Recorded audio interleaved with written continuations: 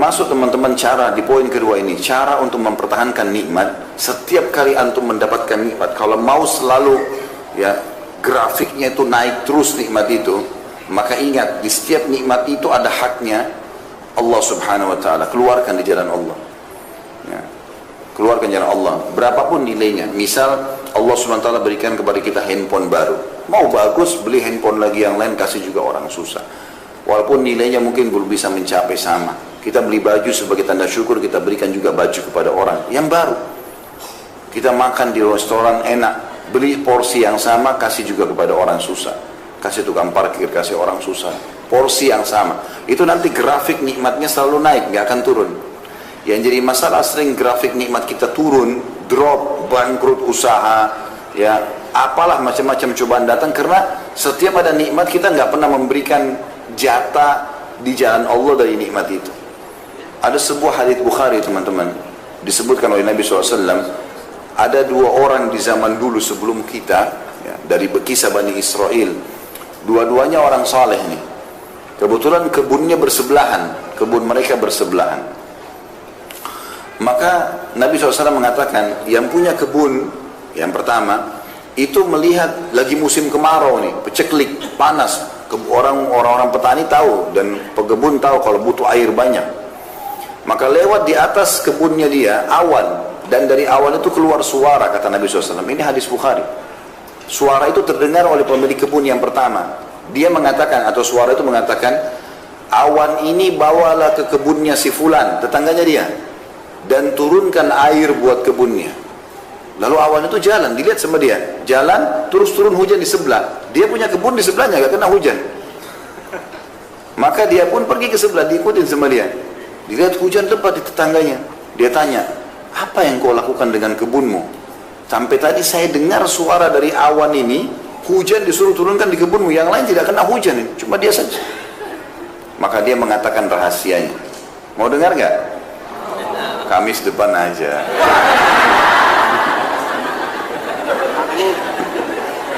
Saya mau sampaikan sekarang tapi diamalkan. Janji. Allah jadi saksi.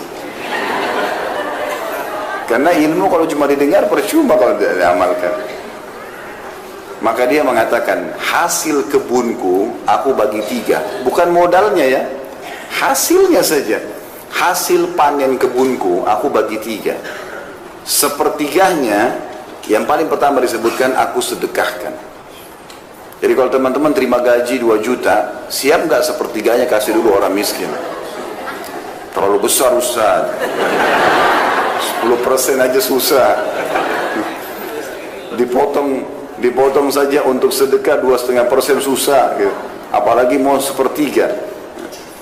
Sepertiganya paling pertama saya sedekahkan dulu, langsung jalan Allah. Sepertiganya saya kembalikan ke modal usaha saya, sepertiganya saya pakai untuk biaya keluarga saya. Karena dia bagi 3 begitu, dia tahu semua nikmat ada hak Allah itu, berapapun yang dia bisa keluarkan, maka Allah SWT berikan hujan di waktu musim peceklik. Dan ini grafiknya teman-teman, ini rahasianya grafiknya naik. Yang saya heran ini, kita udah tahu teori syar'i, sedekah itu resep kekayaan. Kenapa masih belum diamalkan? Kadang-kadang kita heran dengan orang tidak mau bersedekah dan masih negosiasi sama syaitan. Tidak boleh negosiasi sama syaitan. Ada orang miskin minta, kayaknya itu anak pinjaman. Dia masih kuat tuh, ya. Dia masih kuat, pura-pura kali. Ya. Apalah, kira-kira apa lagi bisikannya coba? Yang biasa digoda syaitan mana? Yang lucu kita iyakan, oh iya kayaknya. Padahal syaitan targetnya supaya waktu itu tidak dicatat amal sedekahnya. A'udzubillahi minasyaitonirrajim. Kalau kita sudah buka dompet mau keluarin duit nih, ada 5.000, ada 50.000, ada 100.000. Syaitan bilang 5.000 aja. Jangan, tidak boleh negosiasi. Ambil 100.000 kasih. Mulai sekarang belajar teman-teman. Yang belum pernah sedekah dengan jumlah tertentu yang dia masih mampu, coba sedekah dengan jumlah itu. Misal, antum selama ini 2.000 terus, ya. Ternyata pendapatnya bisa, antum bisa keluarin 20.000. Coba sekarang dengan 20.000. Bisa 100.000, belum pernah dicoba, coba 100.000. Belum pernah 1 juta, coba 1 juta. Yang kaya raya 100 juta, coba. Nilai yang belum pernah. Nanti datang juga yang besar. makin besar kita berikan, ya, kalau makin besar keran kita buka di jalan Allah, Allah akan berikan limpahan rahmatnya yang luas. Ini resep sederhana ini. Sa'ad bin Ubadah radhiyallahu anhu, sahabat Nabi, itu melimpah hasil panen kebunnya teman-teman, sepanjang tahun tidak pernah berhenti kurmanya, sampai kaya raya melimpah-limpah. Ternyata kata kuncinya satu, tiap hari dia panggil anaknya yang paling tua, namanya Qais. Terkenal dia sama anaknya ini orang yang karam, mulia sekali. Dia bilang sama anaknya, nak, bantu ayah habisin uang ini sedekah. Bantu ayah habisin uang ini sedekah. Silakan kau kasih siapa saja, yang penting jalan Allah. Tiap hari ayah sama anak ini ambil dari hasil penjualan kurma, bagi-bagi, buka pintunya. Setiap hari ada orang naik di atas rumahnya teriak, wahai penduduk Madinah, siapa yang mau butuh, kalau kita kayak sembako sekarang, siapa yang butuh kebutuhan pokoknya silakan ambil. Minyak saminnya, gandumnya, kurma, ambil silakan, berapa saja, nggak dibatasi. Jadi tiap hari itu rumahnya terbuka, antri orang ambil semua makanan tiap hari, nggak pernah habis. Bahkan ini mendatangkan berkah ke kebun, dia tidak pernah putus buahnya sepanjang tahun. Pohon-pohon kurma setahun sekali panen, tapi ini subhanallah sepanjang tahun berbuah terus dan melimpah terus. Orang kadang-kadang tidak berpikir efek itunya. Orang berpikir seperti kapitalis, saya ngeluarin kurang 1 juta, saya keluarin 250.000, berarti uang saya sisa 750. Itu hitungan kapitalis itu. Hitungan Islam tidak begitu. Itu kita keluarin 250.000, ya, misalnya dari 1 juta masih ada 750.000. Sebenarnya ini 250.000 ini sudah berlipat ganda, minimal 10 kali lipat. Itu sudah 2,5 juta. Karena Allah janjikan setiap amal saleh digandakan menjadi 10 kali lipat. Dalam Al-Quran Allah bilang itu. A'udzubillahi minasyaitonir rajim, innal hasanati yudhibnas sayyi'at. Sesungguhnya amal baik itu man ja'a bil hasanati falahu asyru amsalihha. Itu ayatnya. Siapa yang berbuat satu kebaikan, Allah akan balas 10 kali lipat. Sampai pernah satu kali datang keuntungan 80.000 dirham. Mahal, banyak sekali uang ini. Ya, miliaran kalau kita uang Indonesia. Yang sekarang uang kita. Di zaman datang, lalu Sa'ad bilang sama anaknya, kita apain duit ini? Apa ini maksudnya kita habisin? Bagaimana caranya ini? Supaya cepat habis, jangan minap. Hari ini harus habis. Kata anaknya, ayah kita buka aja pintu utang. Baik, teriak di atas rumah, siapa penduduk Madinah yang butuh utang datang saja. Datanglah orang, ambil 5.000, ambil 3.000. Lalu mereka sepakat, jatuh tempo kapan? Akhir bulan. Baik, dibiarin dulu dalam akhir bulan dalam bentuk utang. Lalu anak sama ayah sepakat, begitu mereka datang akhir bulan, katakan sudah tidak ada utang kalian. Jadi begitu datang, kami mau bayar, sudah lunas, kami tidak terima uang kami lagi. Ada nggak yang begitu? Kok ketawa lagi? Berarti banyak sekali cambuknya hari ini. Ini 10.000 aja ditagih, kok punya utang? 10.000 sudah matanya belalak, marah-marah. Luar biasa. Maka begitu polanya, luar biasa gitu. Pernah satu kali, Qais ini, dia lihat gudangnya ayahnya lagi penuh, ayahnya lagi nggak ada, diambil sama dia. Naik di unta banyak, keliling Madinah. Siapa yang butuh ambil saja, siapa yang butuh ambil saja, iklan begitu. Abu Bakar sama Umar lewat. Ini Qais ini kalau kita biarkan habis harta ayahnya nih. Ini kata Abu Bakar sama Umar ini, mertua Nabi yang siapa tidak kenal namanya gitu loh. Ahli surga di jalan surga, bilang begitu. Rupanya sampai berita itu kepada Sa'ad, ayahnya. Lalu Sa'ad datang di depannya Abu Bakar sama Umar dan banyak orang. Dia mengatakan, wahai penduduk Madinah, siapa yang mau menolong saya melawan Abu Bakar sama Umar? Karena dia telah mengajar anak saya untuk pelit. Padahal Abu Bakar sama Umar niatnya baik. Ini tadi ayahnya belum ada, diambil semua isi gudang, taruh di unta, terus dibagi-bagiin. Siapa yang mau ambil, pokoknya ambil. Maka Abu Bakar sama Umar bilang, ini anak habisin hartanya orang tuanya nih kalau begini. Orang tuanya masih nggak ada keluar, gitu kan? Maka ayahnya malah marah kepada Abu Bakar sama Umar. Wahai penduduk Madinah, siapa yang mau tolong saya lawan Abu Bakar sama Umar nih? Ngajarin anak saya pelit. Ada nggak orang tua begitu sekarang? Anaknya bawa kertas infak sekolah, ibu ayah infak sekolah, anti aja nak. Infak 5.000, 10.000, nggak mau, bakhil. Bagaimana mau kaya ini?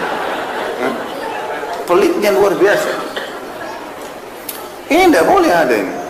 Mau diterapin nggak resepnya nih? Coba panitia masjid sebentar lihat sunduk ya. Bertambah nggak? Kalau enggak berarti bohong.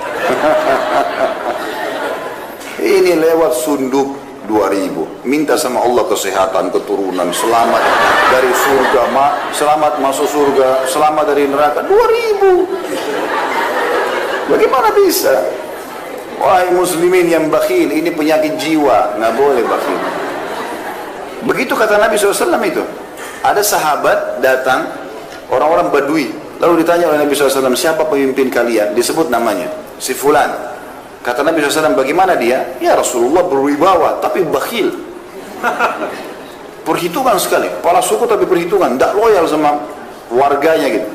Lalu kata Nabi SAW, penyakit apa yang lebih berat daripada bukhul?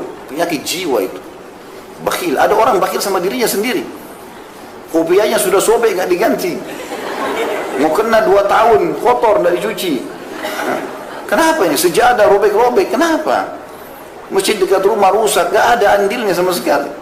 Dirinya sendiri dia bakhil. Ada orang begitu, pergi umroh mampu, cari travel yang paling murah, biar jauh dari Masjid Haram. Kenapa? Diri sendiri bakhil. Kalau belum beli bisnis kelas, pakai hotel bintang 5, bayar, Allah ganti. Allah ganti, sudah ibadahnya enak, hotel bintang 5, busnya bagus, bisnis kelas diganti lagi lipat-lipat. Kenapa bakhil? Benar nggak ini? Allah jadi saksi loh. Saya udah sampaikan. Ilmu harus diterapkan. Jadi resep sederhana ini harus diamalkan. Nikmat kalau mau grafiknya naik, sering bersedekah. Ini resep luar biasa ini. Para sahabat, dengar kisah-kisahnya di YouTube. Di YouTube itu sudah banyak ceramah saya tentang Abdurrahman bin Auf, Abu Bakar radhiyallahu anhum ajma'in, kemudian Sa'ad bin Abi Waqqas dan banyak yang lain. Kaya raya. Kata kuncinya satu, sedekah. Sedekah terus. Tidak ada hari kemudian mereka bersedekah. Itu selalu dikerjakan. Maka ini harus poin. Dan beda teman-teman orang yang bersedekah. Orang yang bersedekah dengan cara dia yang mencari sumber orang yang mau menerima sedekah, dengan dia menunggu siapa yang minta sedekah. Kalau antum nunggu seperti di komplek ini misalnya, dijaga security segala macam, nggak ada orang miskin masuk. Misal contoh, kapan antum sedekah? Keluar pun sudah langsung masuk tol. Kapan mau sedekah kalau nunggu orang? Ya? Maaf ini yang tinggal di komplek ini, saya tidak bermaksud apa-apa. Bicara secara umum, gitu kan? Karena memang kalau kita mau tunggu orang datang baru kita sedekah. Kalau seminggu nggak ada datang, berarti seminggu aku nggak sedekah. Padahal setiap hari kata Nabi SAW dalam hadis Bukhari, Allah turunkan 2 malaikat setiap pagi. Satu mengatakan, ya Allah luaskan, lapangkan rezeki orang yang bersedekah. Yang satu mengatakan, binasakan dia dan hartanya bagi orang yang bakhil. Ini mesti diperhatikan. Maka kita yang jemput bola, keluar, cari mana nih orang yang berbulu uang, sedekahin, dan kita yang mendapatkan manfaat itu. Ya. Ini yang dimaksud dengan poin kedua. Setiap nikmat menimpa, maka untuk mempertahankannya harusnya seseorang itu mengetahui haknya Allah di situ. فَبِأَيِّ آلَاءِ رَبِّكُمَا تُكَذِّبَانِ رَبُّ الْمَشْرِقَيْنِ وَرَبُّ الْمَغْرِبَيْنِ فَبِأَيِّ آلَاءِ رَبِّكُمَا تُكَذِّبَانِ